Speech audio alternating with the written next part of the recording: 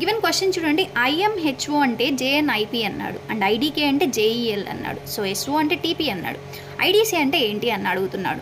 So ఇక్కడ మనం first చూద్దాం. సో రిమైనింగ్ని బట్టి మనం క్యాలిక్యులేట్ చేసేయచ్చు. ఐఎంహెచ్ఓ, ఐ అంటే ఎంత? ఆల్ఫాబెటికల్ ఆర్డర్లో 9, ఎం అంటే 13, హెచ్ అంటే 8, ఓ అంటే 15. సో నెక్స్ట్ ఏంటి ఇచ్చింది వాడు? జేఎన్ఐపి. సో జే అంటే 10, ఎన్ అంటే 14, ఐ అంటే 9, పి అంటే 16.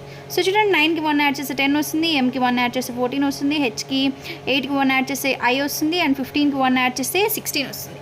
సో ఈ సీక్వెన్స్లో ఉండొచ్చు. సో ఇది చూద్దాం నెక్స్ట్. ఎస్ఓ, ఎస్ అంటే ఎంత? 19, ఓ అంటే 15, సో టీపీ అన్నాడు. సో టీ అంటే ఎంత మనకి? 20, 16.